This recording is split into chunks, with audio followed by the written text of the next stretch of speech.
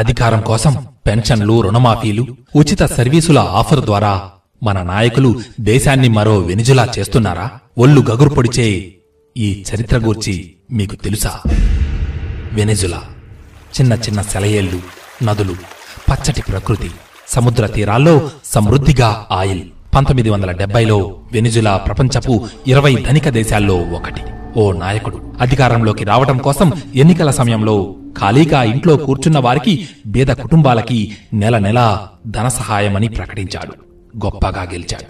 దేశ ఐశ్వర్యాన్ని అందరికీ పంచాడు. తరువాత వచ్చిన ఎన్నికల్లో కార్మికుల, ఉద్యోగస్తుల జీతాలు 5 రెట్లకు పెంచాడు. సింగిల్ పేరెంట్స్ ఆడవారికి అనూహ్యంగా కానుకలు ఇచ్చాడు. 2008లో మళ్లీ ఎన్నికలు వచ్చాయి. ధర పెరగని రొట్టె ముక్క అని ప్రకటించి తిరిగి అధికారాన్ని సంపాదించుకున్నాడు.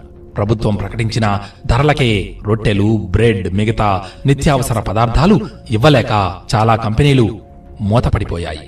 ఈ కారణంగా 3 మిలియన్లకు పైగా రిచ్ ఇండస్ట్రియలిస్ట్స్, స్కిల్డ్ వర్కర్లు, తెలివైన విద్యార్థులు వెనిజులాను వదిలి వెళ్లిపోయారు.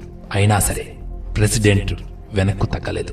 దేశంలో ఆయిల్ ద్వారా వస్తున్న డబ్బు బోలెడుంది. టాయిలెట్ పేపర్ని కూడా విదేశాల నుండి దిగుమతి చేసుకున్నాడు. దేశంలో పనిలేదు, సంతోషంగా తినడం, ప్రభుత్వం ఇచ్చే భృతితో ఆనందించడం. ఉచితంగా వచ్చే డబ్బు, సబ్సిడీల కోసం ఎగబడిన జనం రాబోయే సునామీని ఊహించలేదు. ఆయిల్ ధరలు పడిపోయాయి.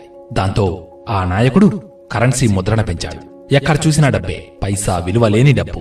2018 వచ్చేసరికి ఇన్ఫ్లేషన్ 13 లక్షలయ్యింది. ఉచిత సబ్సిడీలు ఆగిపోవడంతో దానికి అలవాటు పడ్డ యువకులు కత్తులు, పిస్టళ్లు పట్టుకుని లూటీ చేయడం మొదలుపెట్టారు. తిండి లేక జూలోని జంతువులన్నీ చచ్చిపోయాయి. వెనిజులా ముఖ్య పట్టణం పేరు కారకాస్, అంటే జంతువు కలేబరం. ప్రతి ఏటా ఆ నగరంలో ప్రతి 1,00,000 మంది జనాభాలో 20,000 మంది మర్డర్లకి గురవుతున్నారంటే అర్థం చేసుకోవచ్చు ఎలా ఉందో పరిస్థితి. ప్రపంచంలో 10వ పెద్ద లంచగొండి దేశంగా మారిన వెనిజులా ప్రస్తుతం ప్రపంచపు అత్యంత ప్రమాదకరమైన రక్తపాత దేశాల లిస్టులో నంబర్ 1 స్థానంలో ఉంది. టూరిస్టులని ఆ దేశానికి వెళ్లవద్దని మిగతా దేశాలు హెచ్చరిస్తున్నాయి. దిగుమతులకు డబ్బు లేదు, కరెంటు లేదు. 4 రోజులకొకసారి కేవలం గంట నీళ్లు. షాపుల్లో చివరికి టూత్ పేస్ట్ కూడా లేదు. ఉన్నా కొనటానికి డబ్బు లేదు. తినటానికి తిండి లేని వారి సంఖ్య 5 ఏళ్లలో 30 నుంచి 66% పెరిగింది. చిన్న రొట్టె ముక్క కోసం శరీరాన్ని అమ్ముకోవడానికి రాత్రంతా రోడ్ల మీద నిలుచున్న బాలికలు, కాస్త తిండి కోసం తెల్లవారి నుంచి అర్ధరాత్రి వరకు క్యూలో నిలబడే పిల్లలు, కాలుస్తున్న సగం సిగరెట్ ఇమ్మని రోడ్ల మీద అడుక్కునే పెద్దలు.